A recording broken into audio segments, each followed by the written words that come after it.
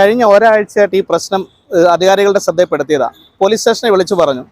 സാധാരണക്കാരെ ബൈക്ക് യാത്രികരാണ് കുടുംബപരമായിട്ടൊക്കെ വന്ന് ഈ ഹോളിൽ വീഴുകയും അപകടം ഉണ്ടാവുകയൊക്കെ ചെയ്തിട്ടുണ്ട്.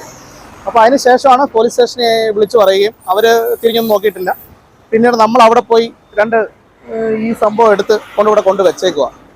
ഇപ്പോൾ എത്രയോ കുടിവെള്ളം പാഴായിപ്പോകുന്നത്. രാത്രി കാലങ്ങളിൽ ഭയങ്കരമായിട്ട് വെള്ളം, നല്ല കുടിവെള്ളം അല്ലെങ്കിൽ പാഴായിപ്പോകുന്നത്. എത്രയോ പേർ കിട്ടാതെ കിടക്കുക. അപ്പോൾ അതൊന്ന് ശ്രദ്ധപ്പെട്ട് ഈ അപകടം ഒന്ന് ഒഴിവാക്കിയാൽ മതി, വേറെ ഒന്നും ചെയ്യണ്ട. ഇതൊന്ന് മൂടി അതൊന്ന് ശരിയാക്കി.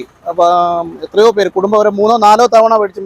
മെനഞ്ഞാണെങ്കിൽ ഒരു കുടുംബം എല്ലാം കൂടെ വന്ന് ഇതിനകത്ത് വീണ്. അതിന് ശേഷം രാത്രി പോയി ഇതെടുത്തുകൊണ്ട് വെച്ചത്.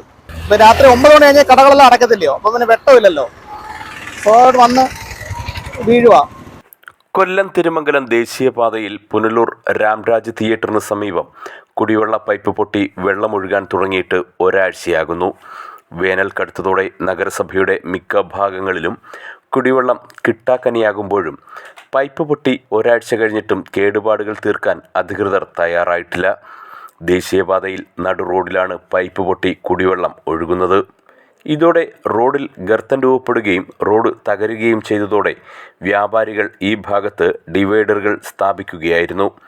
എന്നാൽ രാത്രികാലങ്ങളിൽ തെരുവുവിളക്കുകൾ പോലും കത്താത്ത ഇവിടെ നടുറോഡിൽ ഗർത്തം രൂപപ്പെട്ടത് ഇരുചക്രവാഹന യാത്രികർ ഉൾപ്പെടെ അപകടത്തിൽപ്പെടുന്നതിനും സാധ്യതയുണ്ട്.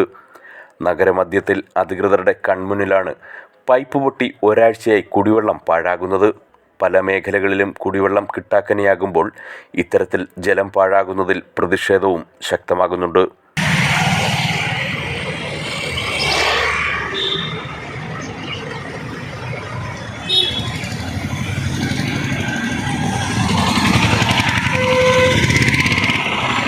News bureau, Punalur.